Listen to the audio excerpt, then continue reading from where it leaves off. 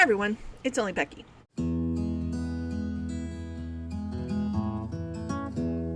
Welcome back to my Hogwarts Legacy Story Mode walkthrough. Please keep in mind that this is story mode, so some of the puzzles are easier to complete and the enemies are easier to defeat. Also, none of the music you hear will be from the game. Today, we're going to check in with Poppy, so let's go. Poppy said she heard some poachers in the Three Broomsticks talking about a place called Horntail Hall. They were also bragging about how much gold they were making. They were talking about a certain area, and Poppy wants to go look around to see if she can find out what they're doing, so we agree. On the way, we run into a centaur. He is annoyed that we're in the forest.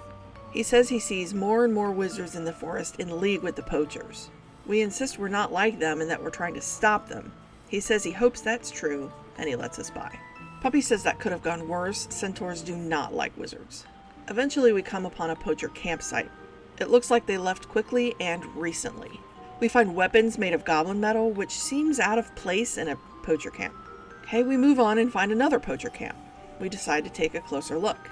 You can take out all these bad guys with Petrificus Totalis. They will very helpfully keep their backs to you. Okay, in the tent we go. Dragons!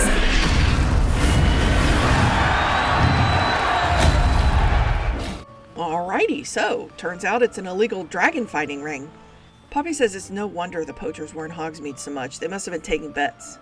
She says there must be more dragons here and she wants to look around while everyone is watching the fight. One of my stealth talents means I can Petrificus Totalis both of these goblins at the same time. Very useful. When we climb this ladder, we notice something going on.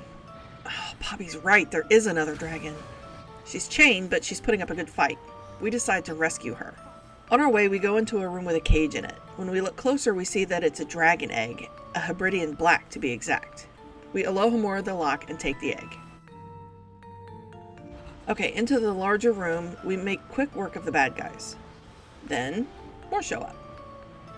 There are wizards and goblins here. Anyways, once we defeat them, we Accio the handle to free the dragon. While she's trying to free herself, we second guess our choice to free her as she is very large and breathes fire. More bad guys show up. She eats one and they start shooting spells at her. We see that she's about to shoot fire, so we use the Protegro spell and we're safe.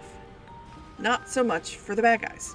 When she turns her sights on us, we incendio the roof of the tent and the dragon sees the moonlight and the sky. She'd rather be free than eat us, so she takes off. The tent starts falling apart, so we make our escape. Poppy says the dragon was a Hebridean black, and we surmise that the egg belongs to her. Poppy doubts that she knew that they had the egg, or she wouldn't have left. We decide to leave before the poachers find us. Quest complete. Okay, that was quick, so let's go meet Sebastian. Nothing bad can come from that, right? By the way, some of the flue flames are in houses. If someone is in the house, talk to them.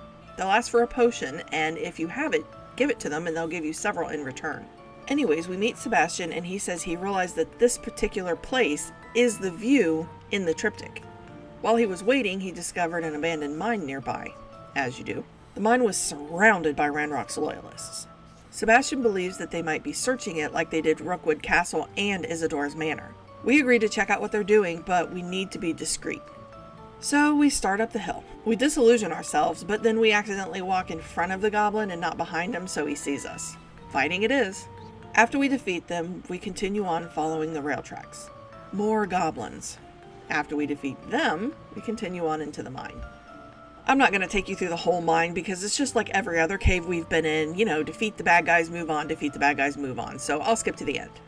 After the last battle, hit the 3 rune symbols, and we're in a room where we find another journal entry by Isadora. In a chest, we find another triptych piece. We have a quick discussion with Sebastian about why Isadora created the space when she already had the Undercroft and her manor. We go through the magic passageway to the Undercroft, and when we're there, we place the canvas on the triptych. Sebastian says he knows where the location on the triptych piece is, and he knows that Ranrock has taken over a mine in the area, of course. Sebastian wants to go there now, but we say we're working with someone that might get us ahead. Sebastian yells at us for working with a goblin and calls us ignorant. We say that's a low blow, and Sebastian gets all huffy. Quest complete. Alright, let's check back in with Poppy right quick. She said she was going to try and locate the dragon so that we can return her egg to her. So we go to the spot Poppy thinks might be the dragon's home. Poppy was right, and we see the dragon. The reason I'm showing you this quest is to show you how easy it is to get past it.